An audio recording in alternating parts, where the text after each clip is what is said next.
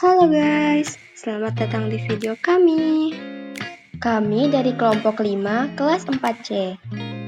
Nah, di sini kami akan membahas pembelajaran tentang manajemen kas. Selamat menyaksikan. Pengertian kas. Kas dapat diartikan sebagai nilai uang kontan yang ada dalam perusahaan beserta pos-pos lain yang dalam waktu dekat dapat diuangkan sebagai alat pembayaran kebutuhan finansial yang memiliki sifat paling tinggi likuiditasnya. Kas meliputi uang tunai, kertas maupun logam, baik yang ada di tangan perusahaan atau cash in hand, atau ada di bank, cek, demand deposit, money order, atau kas bond. Motif memiliki kas. Yang pertama, motif transaksi. Kas diperlukan untuk memenuhi kebutuhan transaksi, seperti membayar upah, tenaga kerja, membeli bahan baku, membayar biaya listrik, dan lain sebagainya. Yang kedua, motif berjaga-jaga. Kas diperlukan untuk berjaga-jaga menghadapi ketidakpastian di masa mendatang. Yang ketiga, motif spekulasi. Kebutuhan kas untuk memperoleh keuntungan karena adanya perubahan harga surat berharga menjadi investasi surat berharga. Lalu, apa itu manajemen kas? Manajemen kas adalah pemantauan dan pemeliharaan arus kas untuk memastikan bahwa suatu bisnis memiliki cukup dana untuk beroperasi, investasi, pembayaran tagihan, dan kewajiban tak terduga dapat memengaruhi arus masuk dan keluar bisnis, dan pada gilirannya memengaruhi manajemen kas mereka. Manajemen kas juga didefinisikan sebagai pengoptimasian penggunaan kas sebagai aktiva. Hal ini berarti tidak boleh terjadi kegagalan pemakaian kas dan pengawasan terhadap posisi kas. Selanjutnya, adanya faktor yang mempengaruhi manajemen kas. Yang pertama, faktor penyebab bertambahnya kas. Berikut sebagian aspek yang merubah pertambahan kas perusahaan. Di antaranya yaitu sebagai berikut. Investasi dari pemilik saham, hutang dari luar perusahaan, piutang, penyusutan, penjualan kas, dan yang terakhir penjualan aktiva tetap. Yang kedua, faktor penyebab berkurangnya kas. Adapun aspek penyebab berkurangnya suatu kas di dalam perusahaan, di antaranya yaitu sebagai berikut. Buyback saham, pemenuhan kewajiban seperti hutang dan bunga, pembiayaan dividen, kegiatan operasional, pembelian aktiva tetap, dan yang terakhir pembayaran hutang perdagangan. Tujuan manajemen kas. Pada dasarnya, manajemen kas bertujuan untuk menjaga keseimbangan antara memiliki terlalu banyak atau terlalu sedikit kas, dengan tujuan menghindari risiko kekurangan kas dan memaksimalkan potensi timbal hasil dari investasi kelebihan kas. Selain itu, target manajemen kas mencakup dua perihal, yakni sebagai berikut.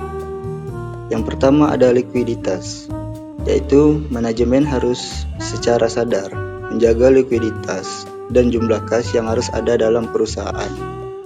Yang kedua ada earning, yaitu tiap pengeluaran perusahaan harus diarahkan untuk mendapatkan kemungkinan hasil yang lebih besar dibandingkan dengan kas yang dikeluarkan.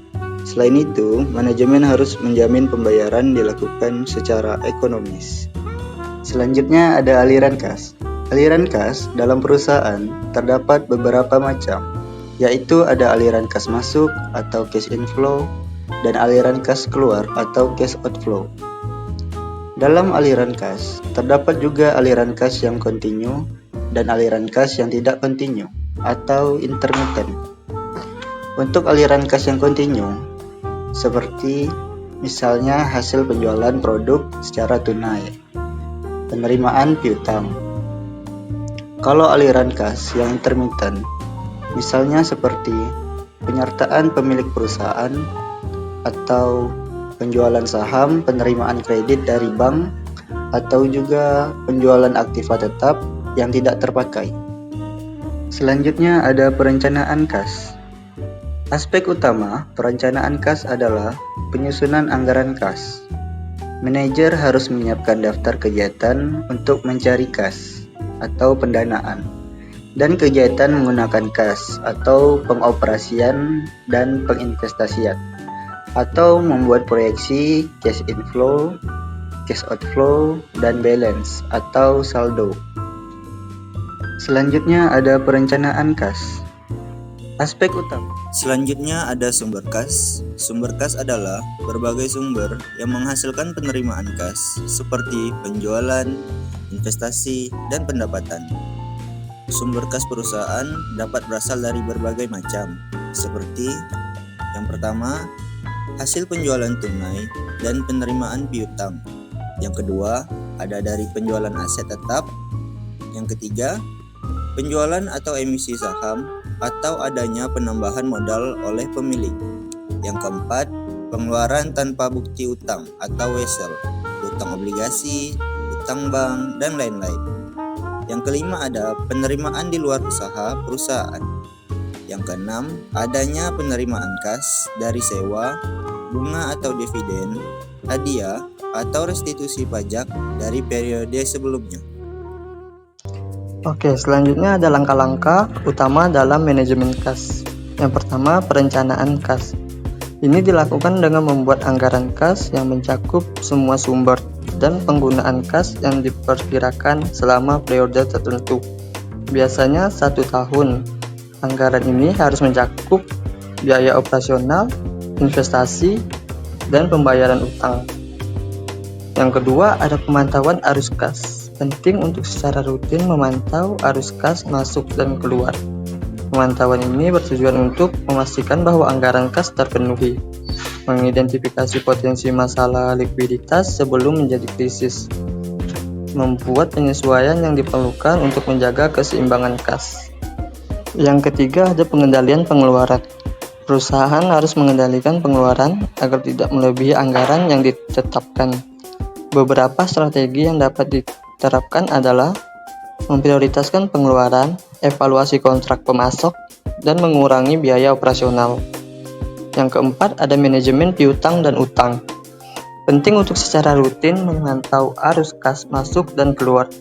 Pemantauan ini bertujuan untuk memastikan bahwa anggaran kas terpenuhi, mengidentifikasi potensi masalah likuiditas sebelum menjadi krisis, membuat penyesuaian yang diperlukan untuk menjaga keseimbangan kas, dan pembayaran utang tepat waktu. Dan yang terakhir, kelima, pengelolaan investasi kas. Perusahaan harus mempertimbangkan investasi kas untuk meningkatkan pengembalian. Hal-hal yang perlu diperhatikan adalah yang pertama, diversifikasi investasi. Kedua, risiko dan likuiditas. Selanjutnya ada menghitung kebutuhan kas perusahaan. Proses menentukan jumlah kas yang diperlukan agar perusahaan dapat menjalankan operasionalnya dengan lancar. Untuk menghitung kebutuhan kas, perusahaan perlu mempertimbangkan arus kas masuk dari penjualan, arus kas keluar untuk biaya operasional dan kewajiban lainnya. Rumus sama dengan kebutuhan kas sama dengan arus kas masuk dikurang arus kas keluar. Nah, selanjutnya kami akan memberikan beberapa contoh soal. Soal yang pertama yaitu, sebuah perusahaan memproyeksikan arus kas masuk sebesar 100 juta per bulan dan arus kas keluar sebesar 80 juta per bulan. Hitunglah kebutuhan kas perusahaan. Cara pengerjaannya yaitu yang pertama, identifikasi arus kas masuk sebesar 100 juta. Yang kedua, identifikasi arus kas keluar sebesar 80 juta. Hitung kebutuhan kas. Kebutuhan kas sama dengan 100 juta dikurang 80 juta, berarti hasil kebutuhan kasnya sebesar 20 juta. Selanjutnya, contoh soal kedua, yaitu sebuah perusahaan retail memiliki data sebagai berikut. Saldo kas awalnya sebesar 30 juta, penerimaan kas dari penjualan per bulan sebesar 150 juta, pengeluaran kas untuk biaya operasional per bulan sebesar 90 juta, pengeluaran kas untuk pembayaran utang per bulan sebesar 30 juta, pengeluaran kas untuk investasi per bulan sebesar 20 juta. Hitunglah kebutuhan arus kas perusahaan untuk 1 bulan ke depan. Berikut adalah rumusnya. Yang pertama, arus kas bersih per bulanan. Arus kas bersih sama dengan penerimaan kas dikurang pengeluaran kas. Yang kedua, kebutuhan arus kas. Kebutuhan arus kas sama dengan saldo kas awal dikurang arus kas bersih. Nah, beginilah cara penyelesaian dari contoh soal nomor 2.